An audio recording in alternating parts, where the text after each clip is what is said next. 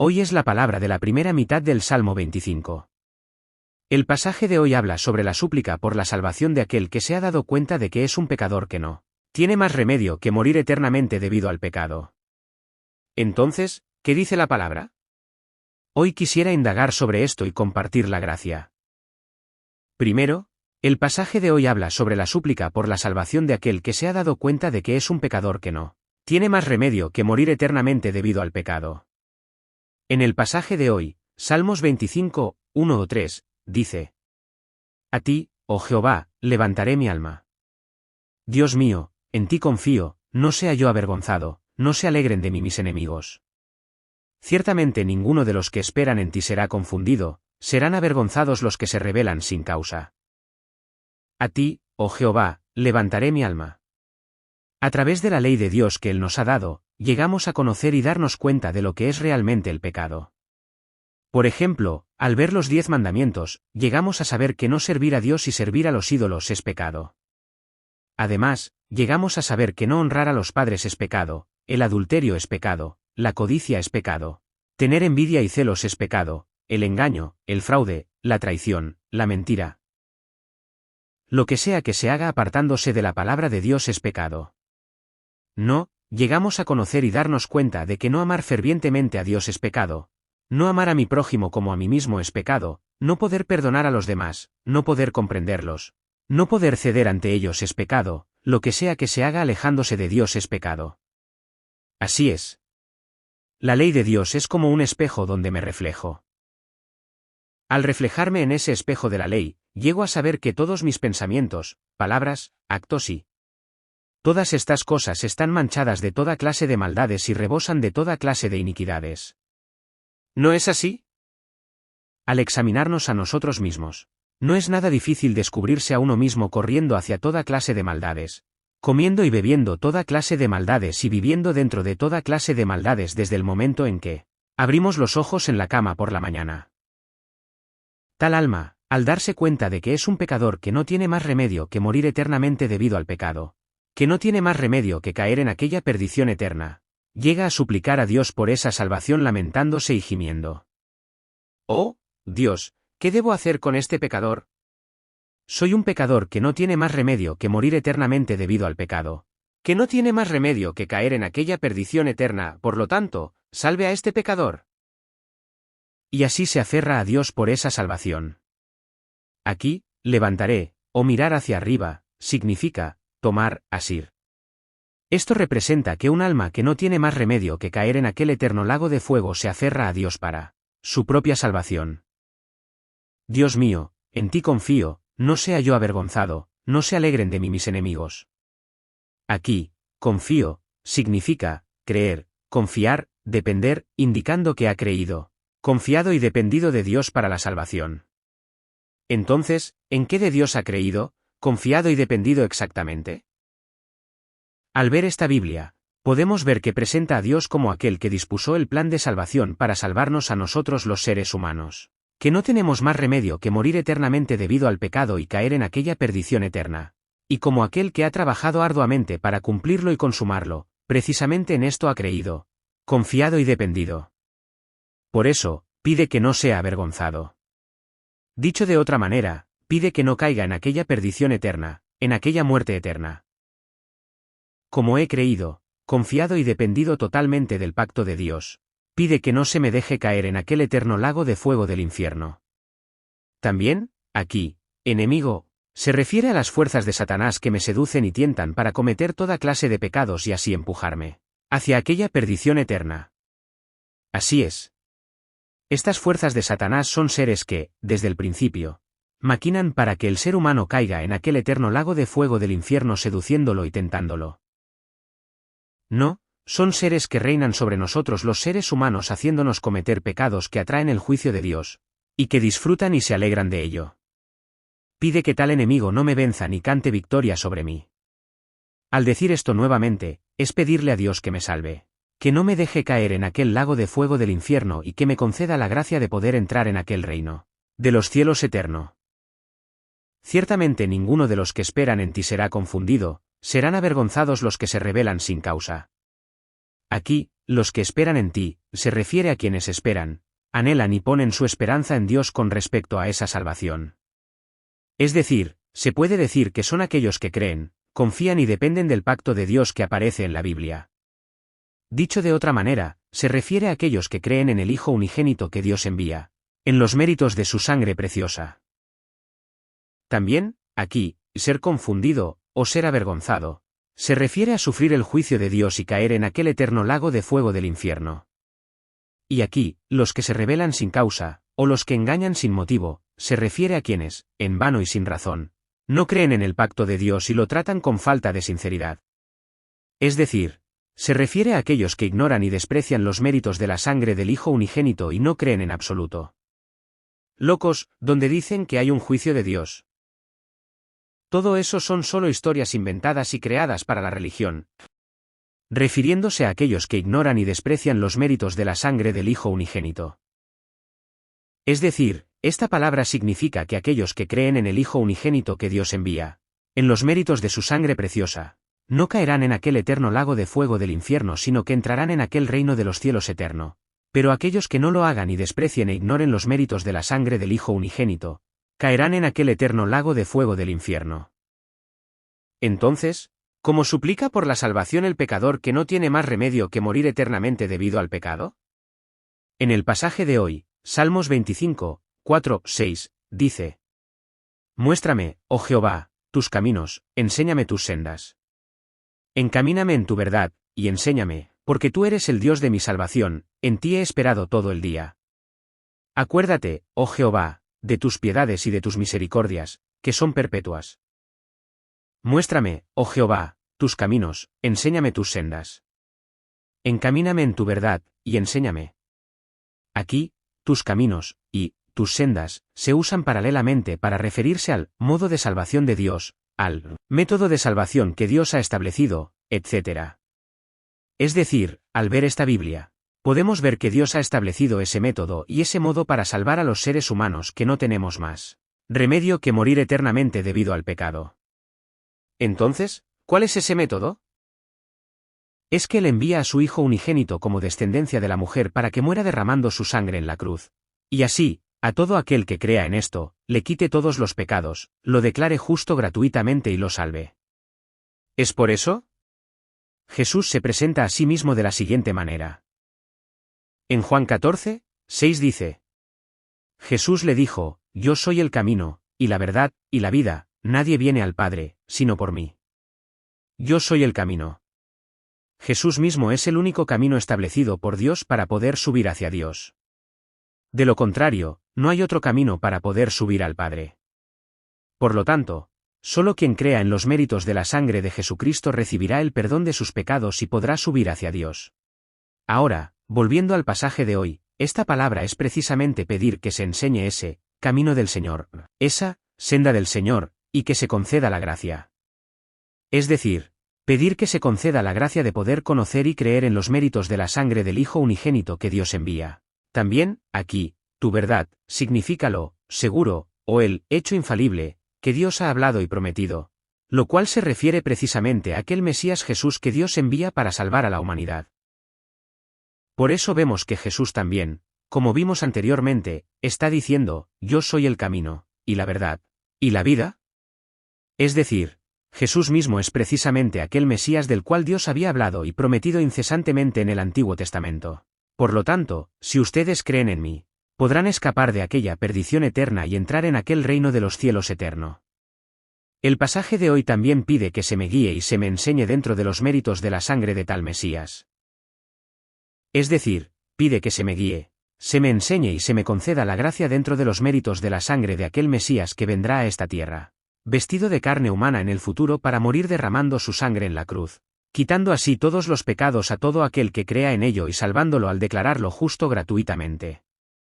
Entonces, ¿por qué Dios debe guiar, enseñar y conceder la gracia? Porque tú eres el Dios de mi salvación, en ti he esperado todo el día.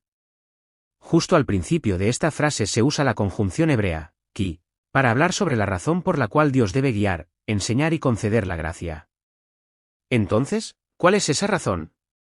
Desde que el ser humano pecó en el jardín del Edén, se convirtió en un ser sumamente corrompido y caído. Es decir, su entendimiento se entenebreció y se convirtió en alguien necio y torpe, de modo que por sí mismo no puede ni conocer ni comprender la palabra de Dios, y se volvió tan obstinado y rebelde que por sí mismo ni siquiera puede obedecer la palabra de Dios.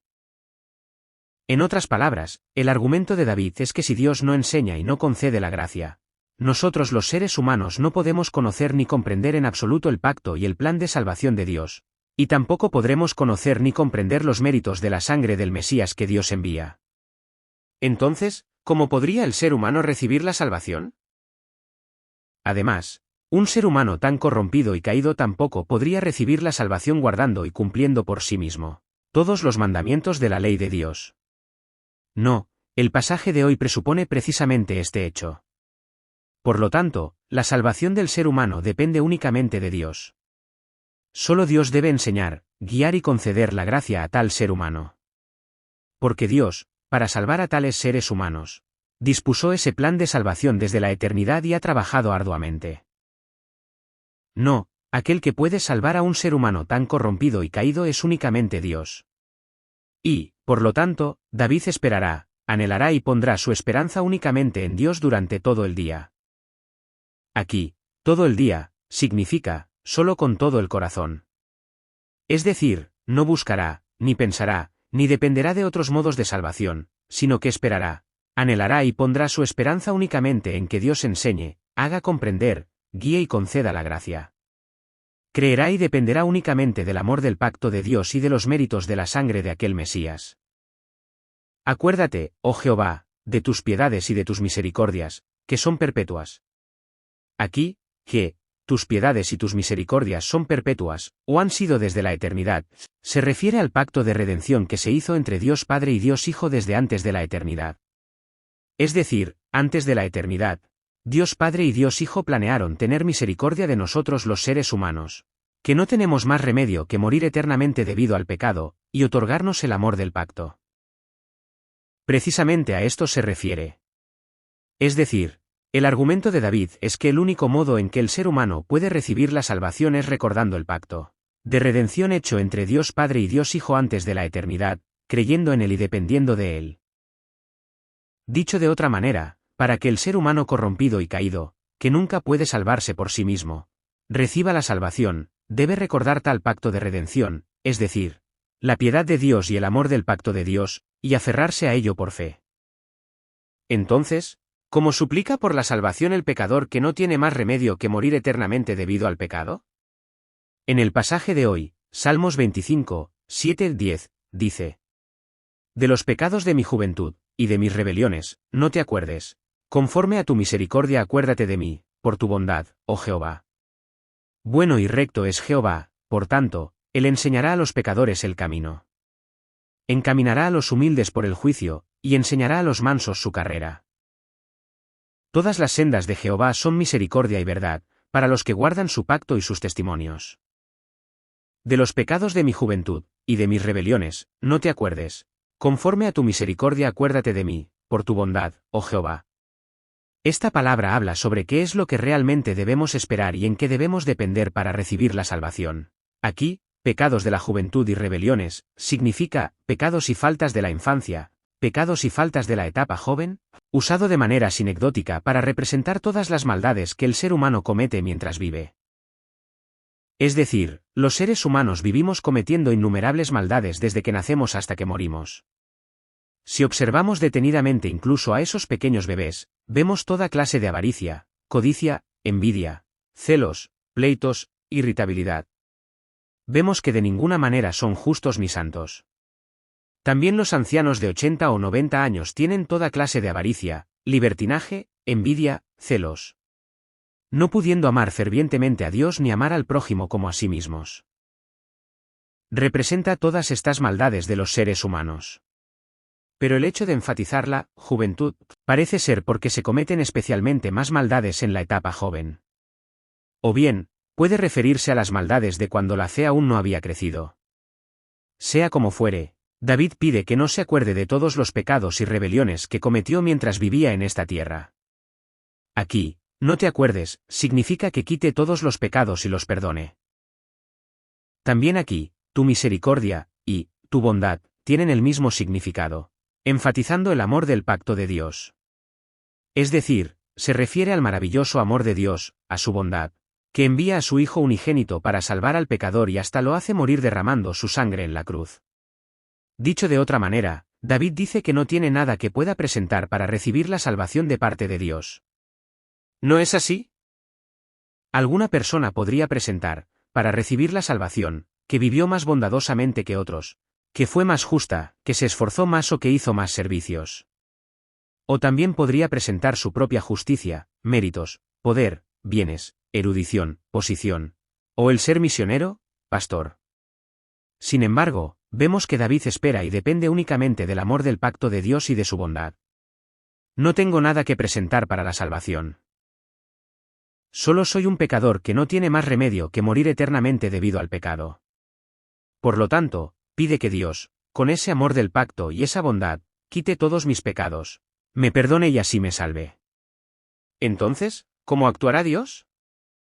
Bueno y recto es Jehová, por tanto, Él enseñará a los pecadores el camino.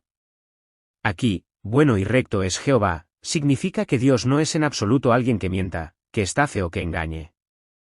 Al contrario, Dios es alguien que, una vez que promete, sin falta lo guarda, lo cumple y lo consuma. También aquí, el camino, se refiere al modo de salvación de Dios, mencionado anteriormente. Es decir, podemos ver que Dios envía a su Hijo unigénito y lo hace morir derramando su sangre en la cruz para quitar todos los pecados de todo aquel que crea en ello, declarándolo justo gratuitamente y salvándolo. A esto se refiere precisamente. También aquí, enseñará, significa, enseñar, hacer llover, lanzar, indicando que Dios salvará a nosotros los pecadores guiándonos y enseñándonos como si hiciera llover desde el cielo, o como si lanzara al pecador dentro de los méritos de la sangre de aquel Mesías. Esto sugiere una salvación a través de la gracia irresistible de Dios, que no se puede rechazar ni oponer resistencia. Encaminará a los humildes por el juicio, y enseñará a los mansos su carrera. Aquí, humildes, o mansos, significa, personas modestas, refiriéndose a quien, dándose cuenta de que es un pecador que no tiene más remedio que morir eternamente debido al pecado, recibe y cree en Jesús, el Mesías enviado por Dios.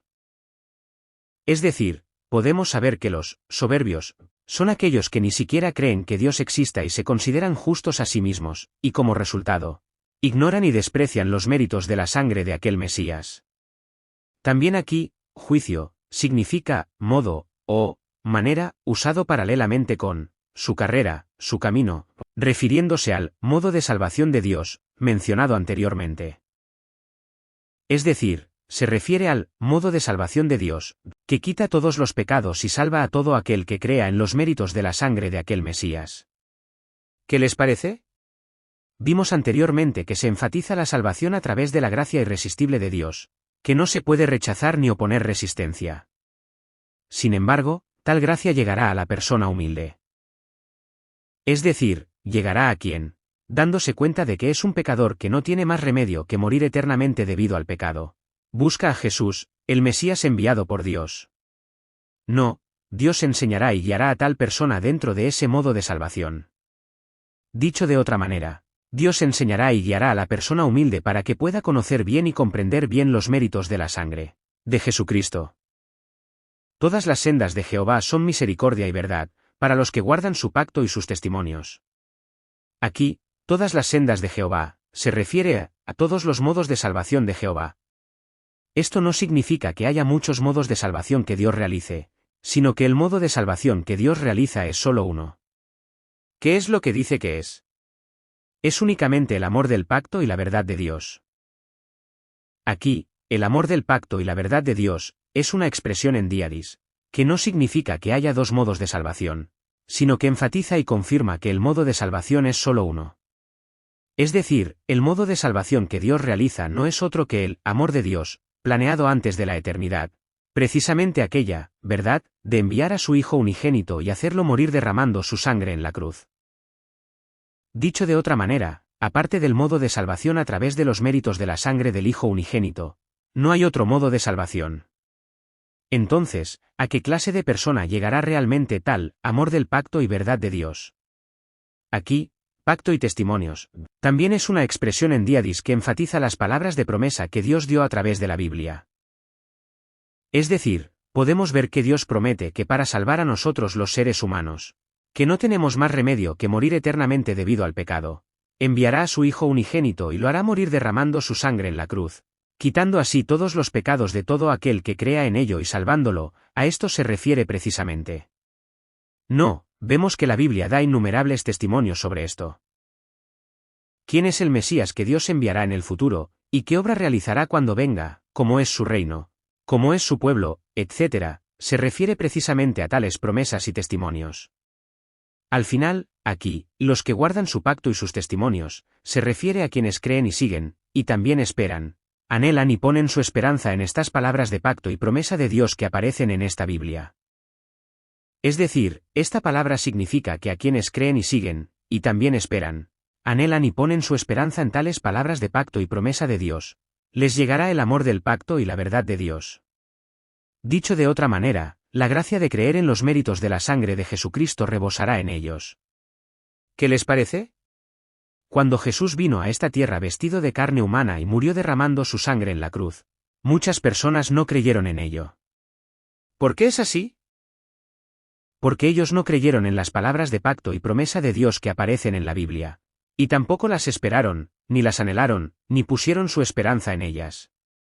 Sin embargo, vemos que las personas que creyeron en las palabras de pacto y promesa de Dios aclamaron, se alegraron y recibieron a aquel Mesías Jesús. Por lo tanto, nosotros debemos creer totalmente en las palabras de pacto y promesa de Dios que aparecen en la Biblia, y al mismo tiempo esperar, anhelar y poner nuestra esperanza, para que la gracia de creer en los méritos de la sangre de Jesucristo rebose entre nosotros. Encamíname en tu verdad. Jesús. Gracias. Le agradezco. Lo amo. Creemos que nuestra salvación es el plan de Dios antes de la eternidad, su soberanía y su obra. Denos la bendición para que podamos ser de aquellos que participan en la salvación creyendo en los méritos de la sangre del Hijo unigénito, Jesucristo, enviado por Dios. Bendigo y oro en el nombre de Jesús. Amén.